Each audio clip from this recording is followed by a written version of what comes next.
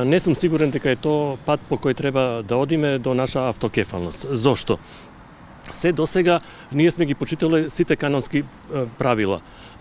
Откако сме прогласиле своја црковна автокефалност во 1967 година и кога таа стана спорна во релации со Белград, ние сме преговарале со Српската православна црква затоа што така бара и сите други православни цркви. Тие вика, решите го спорот со Српската православна црква и ние веднаш ќе ве прифатиме. Знаеме, тој проблем е тешко се решава, ставот на СПЦ е дека ни се дава само автономија, што нам не ни е прифатливо. Очигледно, кај нас како да се доаѓа ситуација дека сме заситени од тоа чекање и сега се барат други патишта. Меѓутоа, тоа наоѓање на друг пат очигледно може да предизвика конфликти во православниот свет. Зошто? Се досега беше правило да се преговара со Српската православна црква, а во меѓувреме, изминативе 2 години православните цркви воведува консензус околу тоа, околу прашањето на нови цркви. Значи, за да се промовира една нова автокефална црква, потребна е согласноста на сите 14 автокефални православни цркви.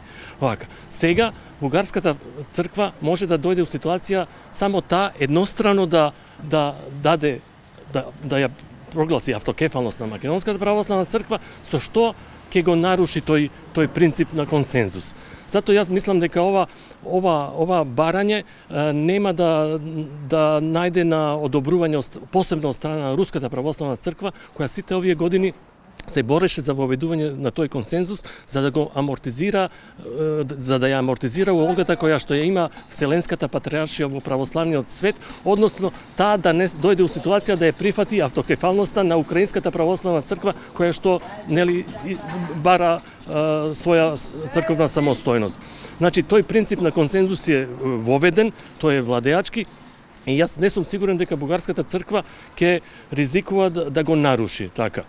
Од друга страна, мислам дека бугарската црква не е тајна, има афирмативен однос кон Македонската православна црква.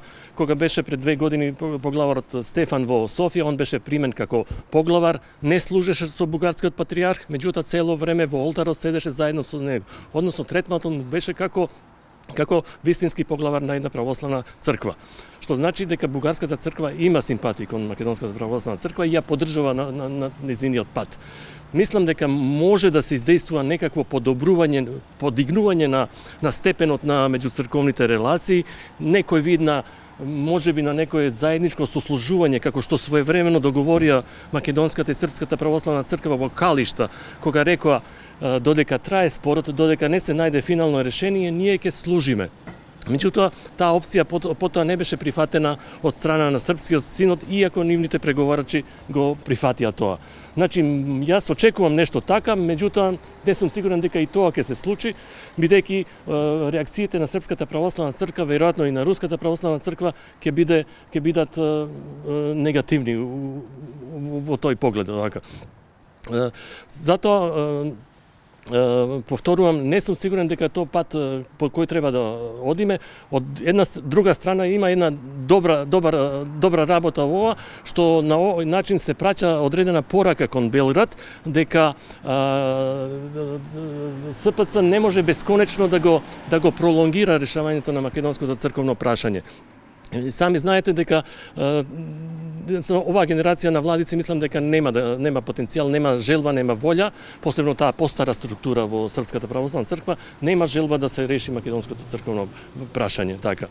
Затоа на некој начин јас во ова читаме на порака на црковно Скопје, во кое што му се праќа порака која што се праќа до Белград, во смисол не сте само вие тие што можете да решавате ова прашање, туку на овој начин се отвара проблемот и кон другите православни цркви кои што така може да побарат, да кажат еве сакаме и ние да имаме своја улога во тој проблем, ако веќе треба консензус на сите православни цркви околу автокефалноста на некоја нова црква.